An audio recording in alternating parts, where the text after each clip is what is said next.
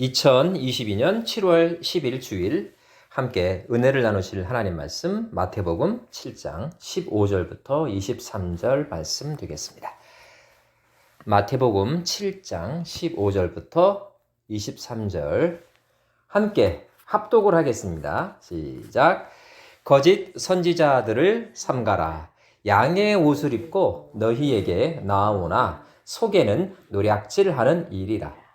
그들의 열매로 그들을 알지니 가시나무에서 포도를 또는 엉겅퀴에서 무화과를 따겠느냐. 이와 같이 좋은 나무마다 아름다운 열매를 맺고 못된 나무가 나쁜 열매를 맺나니 좋은 나무가 나쁜 열매를 맺을 수 없고 못된 나무가 아름다운 열매를 맺을 수 없느니라. 아름다운 열매를 맺지 아니하는 나무마다 찍혀 불에 던져지느니라. 이러므로 그들의 열매로 그들을 알리라.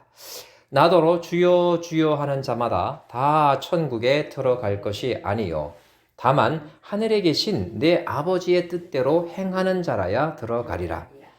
그날에 많은 사람이 나더러 이르되 주여 주여 우리가 주의 이름으로 선지자 노릇하며 주의 이름으로 귀신을 쫓아내며 주의 이름으로 많은 권능을 행하지 아니하였나이까 하리니 그때에 내가 그들에게 밝히 말하되 내가 너희를 도무지 알지 못하니 불법을 행하는 자들아 내게서 떠나가라 하리라. 네, 오늘 본문 말씀 의지해서 신앙에 대한 도전 그 두 번째 시간 이단과 사이비 판별 이런 주제로 함께 은혜를 나누고자 합니다. 요즘 제 주변에 이단과 관련된 이슈들이 너무 자주 발생해서 신앙에 대한 도전 그 두 번째 시간에 이 주제를 다루게 되었습니다. 제가 사는 뉴욕에서는 팬데믹이 유행하기 전에 신사도 운동 때문에 지역 전체가 아주 소란스러웠던 적이 있었습니다. 여러분 다 기억하실 거예요. 신사도 운동이란 아주 쉽게 말해서 과거 사도들이 나타내었던 이적들을 21세기인 이 시대에도 얼마든지 재현할 수 있다. 그런 취지로 요약할 수 있습니다. 이 운동에 대한 그 시시비비는 아직 진행 중이니까 나중에 기회가 되면 나중에 좀 자세히 다루도록 하겠습니다. 그런데 말입니다. 올해는 생뚱맞게 류광수 목사라는 사람이 주창한 이 다락방 운동이 제 주변에서 너무 자주 언급이 되고 있습니다. 제 친구는 물론 제가 속해 있는 교단 증경총회장까지 연관된 문제여서 야, 이거 그냥 넘어갈 문제가 아니구나 이런 생각이 들었습니다. 이 다락방 운동을 한마디로 요약하면 예수님은 귀신의 세력을 멸하기 위해서 이 땅에 오셨다 라는 것으로 요약할 수가 있습니다. 예수님께서 죄와 저주로 물든 이 세상을 구원하러 오셨다라는 정통 교리와는 상당한 차이가 있는 주장이지요. 그럼에도 불구하고 성경의 많은 부분에서 예수님이 마귀의 세력을 멸하는 장면을 기록하고 있기 때문에 명료하게 이 운동이 이단이다 이렇게 규정하는 것이 좀 애매하긴 합니다. 한 가지 분명한 것은 예수님께서는 이 구원 사역의 수단으로 마귀와 귀신들을 제어하신 것이지 마귀와 오로지 싸우기 위해서 이 땅에 오신 것은 아니다. 이것을 꼭 기억해야 합니다. 아무튼 신사도 운동과 다락방 운동에 대해서는 나중에 기회를 봐서 성경 공부 시간에 집중적으로 다루도록 하겠습니다. 자칫 이단을 파헤친다고 해서 그들의 교리를 너무 열심히 공부하다가 그 집단에 빠지는 경우를 제가 종종 목격한 적이 있습니다. 조심해야 된다는 거죠. 여러분, 근데 이 이단의 뜻이 무엇일까요? 이단의 뜻이 뭐냐 이겁니다. 그렇죠? 끝이 다르다 이것입니다. 다를 이 그리고 끝단 한자로 이렇게 구성되어 있기 때문입니다. 누가 이 어휘를 만들었는지는 몰라도 정말 아주 기가 막힌 개념 정의입니다. 누가 그럴싸하게 성경을 해석하지만 끝이 다르면 그건 뭐다? 이단이다 이겁니다. 별로 어렵지 않습니다. 그래서 이단 판별을 할 때에는 굳이 그들의 교리를 공부를 깊이 할 필요가 없습니다. 이단을 꼭 전문가적으로 해석해야 할 일이 있으면 모를까? 우리 평신도 분들은 굳이 그럴 필요가 없다 그겁니다. 그냥 책을 펼쳐놓고 어딘가가 다를까? 이것만 살펴보면 된다 이겁니다. 아주 쉬운 겁니다. 오늘 본문은 예수님께서 이단에 대해 아주 직접적이고도 분명하게 남기신 성경 규절들입니다. 가만히 이 규절들을 음미해 보게 되면 우리 주님께서 정말 기가 막히게 이단에 대해서 규정해 놓으셨구나 이런 생각을 하게 됩니다. 이 말씀에 등장하는 거짓 선지자, 이들이 누구입니까? 네, 그렇죠. 이단입니다. 이들이 무슨 옷을 입었다고요? 양의 옷을 입었다고 했습니다. 이러니 이들이 이단인지 일단인지 아니면 정말 양을 사랑하는 선지자인지 알기가 무척 어렵다 이겁니다. 그런데 말입니다. 오늘 본문 22절을 주목해 주시기 바랍니다. 성경을 덮으면 안 돼요. 오늘 본문 22절을 주목해 보면 그들, 즉 거짓 선지자들의 숫자가 어떨 것이라고 예언되어 있습니까? 제가 읽어보니까 그날에 많은 사람이라고 되어 있습니다. 그렇죠? 많은 사람이, 즉 하나님의 심판이 임할 그날에 심판을 받을 거짓 선지자가, 즉 이단의 우두머리들이 많을 것을 누가 미리 말씀하고 있습니까? 네, 우리 구주 예수님이십니다. 바울도 아니고 베드로도 아닌 성자 하나님이신 예수님께서 직접 하신 말씀이라는 거 꼭 기억해 두시기 바랍니다. 제가 구글링을 하다가 오늘 주제와 관련된 좋은 글을 하나를 발견했습니다. 바이블로그라는 사이트에 등재된 것인데요. 여러분이 구글창에다가 이단을 판별하는 간단한 기준 7가지라는 키워드를 치게 되면 아마 그곳으로 들어갈 수 있게 될 겁니다. 김재욱이라는 분이 쓰신 글인데요. 그분이 생각하는 이단 판별 기준 7가지, 그 타이틀만 제가 언급하겠습니다. 그것만 들어도 금방 이해가 될 겁니다. 자세한 해설을 듣지 않아도 이해가 될 거란 거예요. 첫째, 이단들은 자신들에게만 구원이 있다고 사람들을 설득한다. 둘째, 배우자가 반대하면 이혼을 강요한다. 셋째, 세상을 등지고 공동체 생활을 아주 강조한다. 정말 그렇죠. 넷째, 자신들의 공동체 리더가 하나님의 직통 계시자라고 주장한다. 다섯째, 자신들의 리더가 재림 예수거나 아예 하나님이라고 선포한다. 여섯째, 성적인 타락을 교묘하게 합리화한다. 마지막으로 믿음 이외의 표적이 있어야만 구원이 확증된다고 선언한다. 그러니까 제가 여러분이 이해하기 쉽도록 그분의 글을 조금 더 다듬었습니다. 이게 사실 이 내용들은 이단 전문가들이 여러 글들을 통해 남긴 주장들을 재정리한 거라고 볼 수가 있습니다. 크게 새로운 것이 아니에요. 가령 요즘 큰 사회적 문제가 되고 있는 이 신천지 운동을 한번 예로 들어볼까요? 이 집단은 이 7가지 모두에 해당합니다. 빠짐없이 해당합니다. 특히 이들은 집단 생활을 하면서 가족과의 단절을 강요하는 것으로 아주 유명합니다. 어느 공중파에서 이 부분을 집중적으로 파헤친 다큐가 보도된 적도 있지요. 과거 문선명의 통일교, 박태선의 전도관 모두 똑같습니다. 그런데 말입니다. 요즘 이단들도 이런 내용을 잘 알고 있는 것 같아요. 제가 언급해드린 7가지 판별 기준. 그래서 이들은 이런 기준에 맞지 않도록 겉모양을 조금씩 바꾸고 있는 추세입니다. 저는 이런 그룹들을 사이비라고 말합니다. 이단이라기보단 사이비. 이 사이비의 어원적 의미는 말 그대로입니다. 겉은 비슷한데 본질은 완전히 다르다입니다. 이단은요, 겉도 다르고 본질도 다른 것에 비해서 이 사이비들은 겉은 정통교회의 그것과 거의 같다는 것을 우리가 기억할 필요가 있습니다.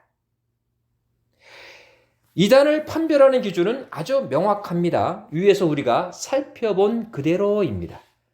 그런데 이 사이비들은 좀 애매합니다. 다시 말씀드리지만 정통 기독교라는 겉옷을 그럴듯하게 걸치고 있기 때문이죠. 그래서 예수님이 말씀하신 거짓 선지자들은 사실 이단보다는 이 사이비에 가깝습니다.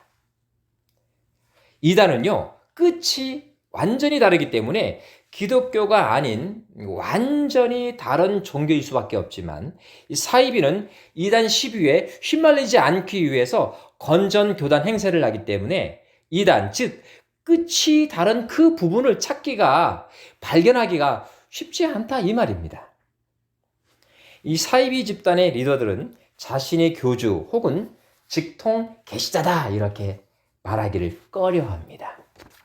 왜냐하면 우리가 잘 알기 때문이죠. 또 추종자들이 집단 생활을 하면 어떻게 됩니까? 눈에 잘 띄잖아요. 그래서 공동체 생활을 이제 지양합니다. 피합니다. 그 대신 세미나라는 이름으로 자주 모임을 갖는 특성을 갖습니다. 무엇보다 교주, 즉 그 집단의 리더들이 무슨 집회에서 하는 말들마다 성경 규절이 동원되겠지요? 그 규절마다 예수님께서 직접 하신 일이나 한 말씀을 굉장히 강조합니다. 예수님이 말씀하셨거나 하신 일이니까 내 주장을 부인하면 곧 누구를 부인하게 되는 겁니까? 예수님이 하신 말씀이나 행한 일을 부정하는 것이다. 이렇게 역공을 가합니다. 끝이 다르다는 것을 끝까지 감추기 때문에 이 판별이 어렵다 이겁니다. 이 사이비가 말이죠. 그래서 이 사이비 집단을 파악하려면 이단과는 달리 그들의 가르침을 조금 공부를 해야 합니다. 그들의 설교나 강의 내용을 입수를 해가지고 좀 성경 해석학적으로 좀 분석을 해야 합니다. 그래서 평신도 분들이 하기에는 조금 어려울 수 있습니다. 어쨌든 이 사이비를 판별하기 위해서는 본질이 다르다라는 것을 파악해야 하니까 좀 분별을 해야 하니까 조금 작업이 큽니다. 귀신론, 다락방 운동, 그리고 신사도 운동이 모두 여기에 해당합니다. 그러고 보니까요, 이 사이비 집단들은 그 끝에 모두 무슨 운동, 이런 말꼬리가 붙는 것이 특징입니다. 참고할 필요가 있습니다. 이 사이비 집단은 이단으로 발전할 가능성이 매우 높다는 점에서 결국은 같은 카테고리에 있다. 이렇게 봐도 무방합니다. 자, 그렇다면 예수님이 우리로 하여금 이단 혹은 사이비 판별을 어떻게 하는지에 대해 무슨 말씀을 남기셨을까요? 그죠? 우리는 이런 결론에 도달하게 됩니다. 네.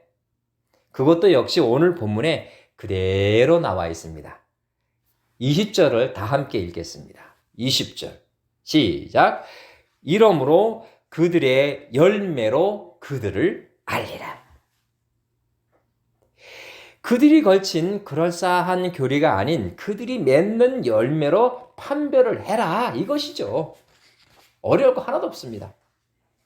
즉, 예수님이 원하시는 열매, 이것을 잘 파악하는 것이 이 본문의 핵심인 것이죠. 이를 위해서는 오늘 말씀 바로 윗부분들, 윗문단들을 살펴봐야 합니다. 그래야 참 선지자와 거짓 선지자의 정체가 밝혀질 수 있습니다. 바로 윗부분에는 세 가르침이 있습니다. 첫째는요, 비판하지 말라에 대한 교훈입니다. 둘째는 여러분과 제가 잘 알고 있는 그 유명한 황금률입니다. 마지막 세 번째로는 역시 여러분이 잘 알고 계시는 좁은 문에 대한 가르침이 바로 그것입니다. 이 가운데서 마태복음 7장 12절이 오늘 주제와 깊은 관련이 있습니다. 마태복음 7장 12절 뭡니까? 황금률입니다. 골든 룰이죠. 제가 읽어드리겠습니다. 그러므로 무엇이든지 남에게 대접을 받고자 하는 대로 너희도 남을 대접하라. 이것이 율법이요 선지자니라. 뭐라고 되어 있습니까? 율법이요 선지자니라. 느낌이 탁 오지요. 예수님께서 누가 참 선지자라고 하셨습니까? 그렇죠. 남을 대접하는 사람이 진실한 선지자의 모습이다. 바로 이것입니다. 믿습니까? 이런 사람들이 좁은 문으로 들어가기를 힘쓰는 사람이다. 이런 것이지요. 예수님께서는 점층법적으로 쭉 말씀을 부연하시다가 바로 오늘 성경 본문을 우리에게 제시하고 있는 겁니다. 그리고는 곧장 마태복음 7장 15절 첫머리에 이렇게 말씀하시죠. 거짓 선지자들을 삼가하라. 그들은 양의 옷을 입고 너희에게 나오지만 속은 너희를 약탈하는 뭐다? 일이다. 이렇게 말이죠. 이것이 뭔 뜻일까요? 이것이 뭔 의미일까요? 마태복음 7장 12절과 7장 15절은 서로 연관되는 규절입니다. 상관 규절입니다. 즉, 대접하지 않고 대접을 받기만 하는 사람이 바로 누구다? 네, 목자의 옷을 걸친 거짓 선지자다 이것입니다. 여기에서 비로소 7장 20절에 말씀하신 그들의 열매로 그들을 알리라 하신 말씀이 비로소 이해가 가지 않습니까? 복음을 이용해서 대접을 받기만 하는 사람들은 누구입니까? 거짓 선지자입니다. 따라서 이들이 귀신을 쫓아내고 많은 권능을 행하여도 예수님의 입장에서는 뭐를 행하는 자입니까? 불법을 행하는 자입니다. 소름 끼치지 않습니까? 귀신을 쫓아내고 많은 권능을 행하여도 예수님께서는 남을 대접하지 아니하고 대접을 받기만 하는 사람들을 향해 너희는 불법을 행하는 자다. 마태복음 7장 23절 내용을 그대로 인용해 드렸습니다. 이단과 사이비를 판별하는 기준은 예수님이 말씀하신 바로 이 열매입니다. 주님이 언급하신 아름다운 열매는 좋은 나무에서 맺힙니다. 여기에서 좋은 나무는 곧 현대의 좋은 교회, 좋은 목회자, 그리고 좋은 성도들을 뜻합니다. 믿습니까? 교회이든 목회자 혹은 성도들 이름 앞에 좋은이라는 형용사가 붙으려면 예수님이 남기신 황금률을 반드시 이행해야 합니다. 이 역시 믿으십니까? 위에 예로 든 문선명, 박태선 그리고 신천지들의 특징이 무엇입니까? 이들은 끊임없이 사회적 문제를 야기했거나 지금도 일으키고 있습니다. 교회 내적으로뿐만 아니라 교회 밖으로도 끊임없는 부정적인 이슈들을 생산해내고 있습니다. 문선명하면 딱 떠오르는 이미지가 뭡니까? 길거리의 껌파리와 그에 따르는 금전갈취입니다. 박태선 하면 시온간장이고 그에 따르는 인력 착취죠. 신천지 하면 뭐가 떠오릅니까? 가정 파괴입니다. 반면 세계 최빈국 조선에 파송되었던 아펜셀러와 언더우드, 베어드 선교사, 그리고 세브란스 병원을 만든 린튼 일가는 이 땅에 어떤 열매를 남겼습니까? 그들은 이 대책 없는 조선 땅에 학교를 세웠고 병원을 세웠습니다. 예수를 믿는 사람이나 믿지 않는 사람 모두에게 칭찬을 받는 사람들이었습니다. 그들의 삶에 개인적 사익 추구는 손톱만큼도 없었습니다. 그들의 삶을 표현할 수 있는 말이라고는 조선 민족에 대한 한없는 긍휼과 끝없는 헌신, 그것 외에는 전혀 없습니다. 저는요, 단언합니다. 예수님을 이용해서 사람들로부터 대접을 받는 개인이 있다면 그는 사이비입니다. 한편 주님께서는 마가복음 13장 21절에서 이렇게 말씀하십니다. 그때에 누가 너희에게 이르되 보라, 그리스도가 여기 있다 하거나 보라, 그가 저기 있다 해도 믿지 말라. 이렇게 말이죠. 이 말씀을 가만히 음미해 보면 그리스도를 칭하는 이단들의 괴수들을 따르는 무리가 결코 적지 않을 것임을 암시하고 있다는 그런 생각이 들지 않습니까? 이단 혹은 사이비 교주들을 따르는 사람들이 마치 우리가 전도하듯이 예수님을 전하듯이 그 교리를 전파하고 다닌다. 이런 뜻입니다. 이와 관련해서 제가 한국을 떠나기 직전 어느 영재교육원에서 논술 강사라고 일하고 있을 때 일어났었던 일을 하나 소개해 드리면서 오늘 말씀을 가름하고자 합니다. 어느 날 오전 강의를 바쁘게 준비하고 있는데 갑자기 제 휴대폰이 울리는 거예요. 제가 그 당시 몇 달 전 일하고 사임했었던 교회에서 같이 봉직했던 A 목사님한테서 온 전화였습니다. 목사님, 저 좀 살려주세요. 이런 음성이 들려왔습니다. 저는 무슨 사고가 난 줄 알고 깜짝 놀랐습니다. 근데 그것이 아니었습니다. 목사님, 지금 제 교회 홈페이지에 저와 관련된 글이 하나 올라왔는데 그거 삭제할 수 없을까요? 아주 애절했습니다.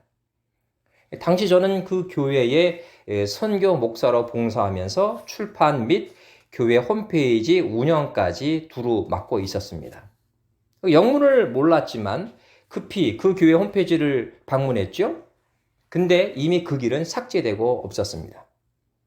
하지만 그 A 목사님의 정체를 금방 파악할 수 있었습니다. 그는 정명석, 즉 JMS의 오른팔이었던 사람의 동생이었고 그 집단에서 꽤 오랫동안 미디어 관련 대책위원장으로 근무했던 사람이었습니다. 제가 그것을 어떻게 알았냐고요? 누군가가 그 삭제된 글을 이미 읽어버렸고 그 A 목사 형제에 대한 글을 길게 남겨놓았기 때문이었습니다. 그 글은 삭제되지 않은 채로 그대로 있었습니다. 소름이 확 끼쳤습니다. 그가 어떤 경로를 거쳐서 예장 통합 소속의 교회인 그 교회에 들어왔고 그 교회에서 목사 안수까지 받았을까? 이런 생각을 하니까 정말 오금이 저렸습니다. 평소 저를 형처럼 따르던 그분이었기 때문에 더 큰 배신감을 느꼈습니다. A 목사가 그 교회에 들어와서 어떤 영향력을 미쳤을까? 의자에 앉아서 곰곰이 피드백을 해 보았습니다. 항상 웃는 얼굴. 다른 사람에게서는 찾아볼 수 없는 친절함. 특히 여자 성도들에 대한 싹싹함. 그리고 특이한 재능과 성경 해석. 이런 것들로 요약이 되었습니다. 저는 이 예화를 여러분들한테 들려드리면서 제가 설교 모두에 인용했었던 이단 판별 기준에다가 이것 하나를 추가했으면 참 좋겠다고 생각을 합니다. 자신들에게만 구원이 있다고 설득하고 배우자가 반대하면 이혼을 강요하고 등등등. 이런 것들이 이단 판별의 요소가 아니었습니까? 여기에다 기성교회에서는 맛볼 수 없는 진정한 사랑을 우리 공동체에 들어오면 마음껏 누릴 수 있다. 라는 항목을 하나 더 추가하면 더욱 완벽한 이단 판별 기준이 되지 않을까 그런 생각이 듭니다. 사도 바울은 갈라디아서 1장 6절에서 9절까지 우리에게 이렇게 말합니다. 그리스도의 은혜로 너희를 부르신 이를 이같이 속기 떠나 다른 복음을 따르는 것을 내가 이상하게 여기노라. 다른 복음은 없나니. 그죠? 다른 복음은 없다 이겁니다. 다만 어떤 사람들이 너희를 교란하여 그리스도의 복음을 변하게 하려 함이라. 그러나 우리나 혹은 하늘로부터 온 천사라도 우리가 너희에게 전한 복음 외에 다른 복음을 전하면 저주를 받을지어다.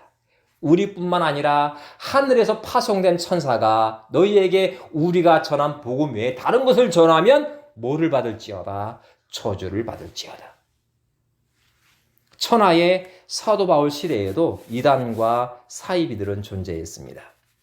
이단들은 위에서 살펴본 것처럼 그나마 비교적 우리가 판별할 기준이 명확합니다. 바울 당시에는 예수님께서 육체로 오신 것을 부인하는 이단들이 있었는데 이것은 명확히 이단으로 분별될 수 있었습니다.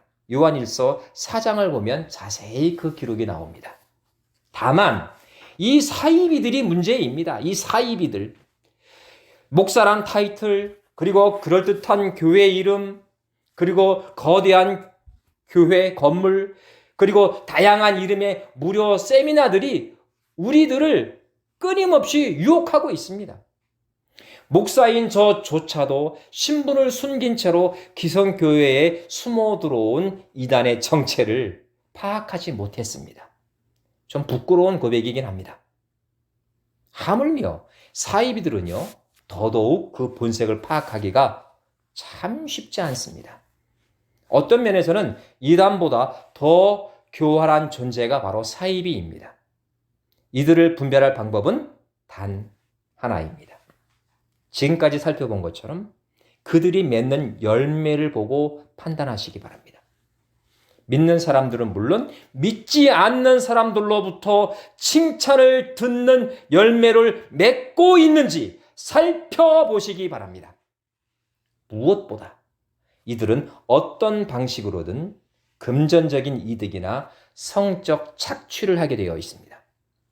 성전 건축이란 명목으로, 선교비란 명목으로, 혹은 신유에 대한 대가를 은근히 요구하는 등 방법도 아주 다양합니다. 오늘의 결론은 아주 쉽습니다. 하나님은 그 아들을 아무 대가 없이 우리에게 주셨습니다. 그 누군가가 그 이름을 부정하거나 대신하려 한다면 그는 이단입니다. 혹은 그 누군가가 그 이름을 이용해서 조금이라도 사적 이익을 취하려 한다면 그는 사이비입니다. 기도하겠습니다. 하나님, 당신이 가장 사랑했던 제자 사도 바울 당시에도 이단과 사이비는 있었습니다. 하물며 영적으로 피폐한 시대인 이 현대는 말할 것도 없습니다. 오직 성령만이 우리를 가르칠 수 있다고 믿습니다. 똑똑한 채 하지만 한없이 어리석고 둔탁하기만 한 저희들입니다. 영적으로 어두워져가는 이 시대, 성령께서 우리를 도우사 이단과 사이비의 유혹으로부터 우리를 늘 보호하시고 옳은 길로 항상 인도해 주옵소서. 예수님의 이름으로 기도하옵나이다. 아멘.